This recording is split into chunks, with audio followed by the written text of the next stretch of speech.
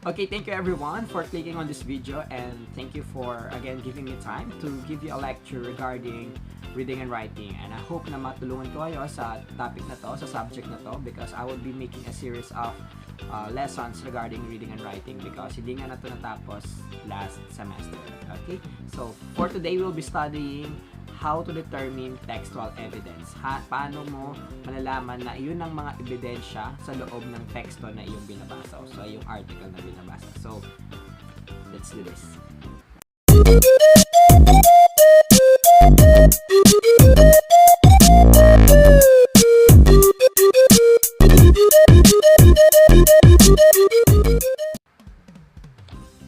So, for today, pag-uusapan nga natin itong determining the textual evidence. So, marami kasing mga evidence na kailangan nyo to make argument or to make a point in your text. So, kapag nahanap nyo ito sa loob ng text, matutulungan ka nito eventually sa pagsusulat mo ng sarili mong article. Okay, let's start. So, let's check your knowledge. Ano ang ginagawa nyo sa tuwing kayo ay nagbabasa? Do you read the text quickly? Take down notes? Do you survey the text? Think about what you already know about the topic or avoiding reading if possible. Because kung gano'n na karami yung na-check mo rito, ito nga, di ba? At the very first note, read the text quickly. Ano, nagsascan ka lang ba? Nagsiskim? You take down notes or you survey the text? Or baka nakakalungkot, baka nandun ka sa dulo, avoiding reading if possible. So, it would be determining your mindset regarding sa pagbabasa. So, let's deal with this topic, determining textual evidence. So, let's start. Ano nga ba to? A textual evidence is an evidence in a text that a reader can use to illustrate his or her ideas and support his or her claim on the evidence. So, kapag nagsusulat ka ng iyong article, makikita mo na kulang siya kung opinion mo lang. Hindi ito malakas, hindi ito impactful sa ibang tao. So, ang gagawin mo ay maghahanap ka ng ibang mga sources para mas maging matibay yung mga argumento mo sa loob ng iyong sinusulat. At paano gagamitin yan? Using the textual evidence. So, you would be finding sa loob ng ibang text mula sa ibang tao kung paano nila binigyan ng points yung gusto mo ring ibigay na punto. So, let's see.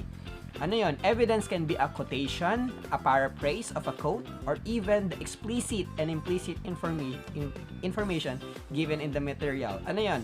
Ibig sabihin nun, ito yung mga bagay na pwedeng quote o paraphrase lang ng quote o yung direkta, explicit or implicit. Ano yung implicit? Naintindihan mo lang kahit na hindi ito direktang sinasabi doon sa material. So, mas may elaborate siya sa mga susunod.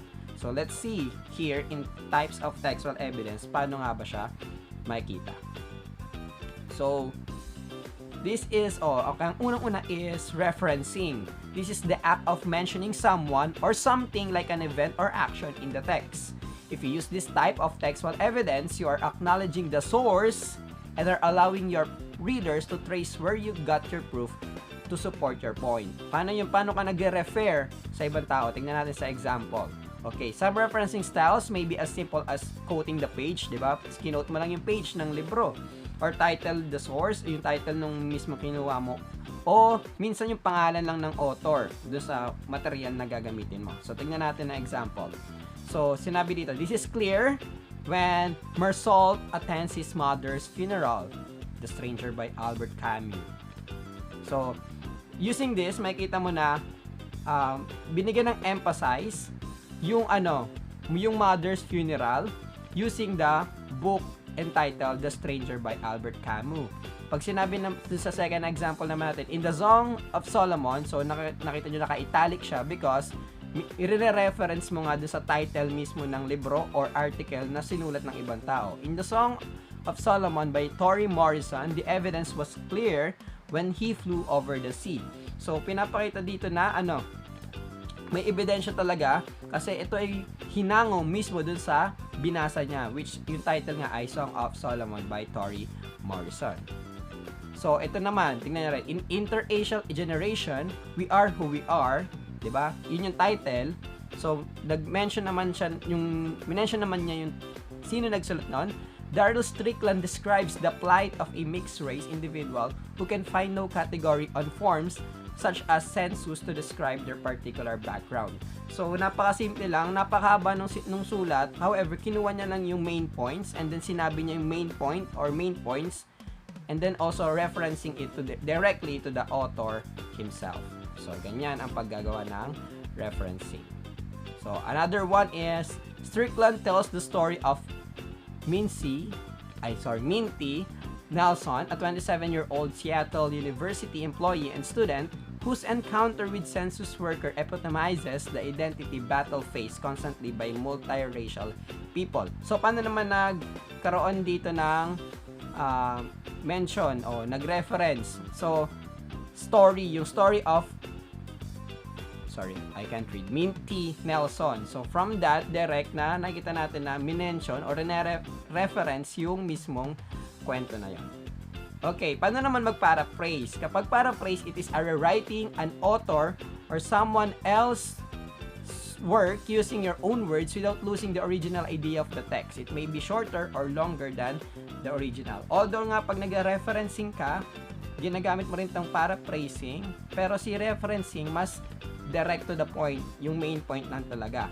So, ito, gagamitin mo lang yung salita, pero hindi mo babaguhin yung original idea. Pwedeng mas maikse, pwedeng mas mahaba. Paano ginagawa ang paraphrasing? So, minsan ganito kahaba ang iyong example. Students frequently overuse direct quotation in taking notes. As a result, they overuse quotations in the final research paper. Probably only about 10% of your final manuscript should appear as directly quoted matter. Therefore, you should strive to limit the amount of exact transcribing of source materials while taking notes. Lester, 1976, page 46 to 47. So, di ba ang haba? Pwedeng ganito lang kaikse, kunin mo lang yung mahalaga. In research papers, students often quote excessively, failing to keep quoted material down a desirable level. Since the problem usually originates during note-taking, it is essentially to minimize the material recorded verbatim. So, makikita nyo na mahaba o well-explained sa kabila.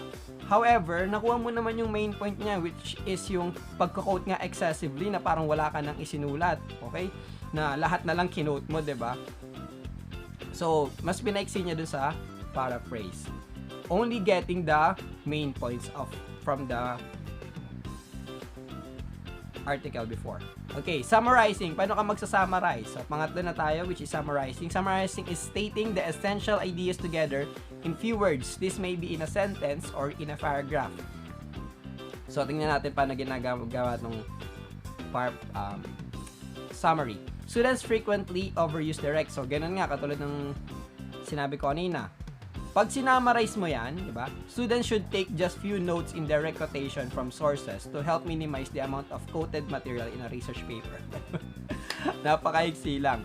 So, sa paraphrase, binibigyan mo pa rin yung different angles of the main points. Marami ka pa rin sinasabing main points. However, sa summary, kalimitan, yung pinaka-main point lang. Nag-iisang main point lang. Yun lang summary, okay? Pag paraphrase, mostly, again, ginagamit pa rin yung iba't ibang points. However, salita mo, dito, main point lang sa summary. So, nandito na nga tayo sa last, which is quoting. Quoting is using the exact words from the original text. This is a good way to back up your claim. So, wala namang sigurong mas hihigit pa rito sa quoting. Direktang pagsasabi nung sinabi ng isang author or direktang paglalagay mo sa article mo yung sinabi nila. So, like this, according to Confucius, you cannot open a book without learning something. So, sinasabi yung author and then nalagyan ng quotation and then the quotation marks. Samantha King, a forensic specialist, stated the DNA is usually indisputable. So, you see, Samantha King, forensic specialist, di ba? Mostly ang nilalagay dito sa quotation ay yung siyempre, mga experts in the field.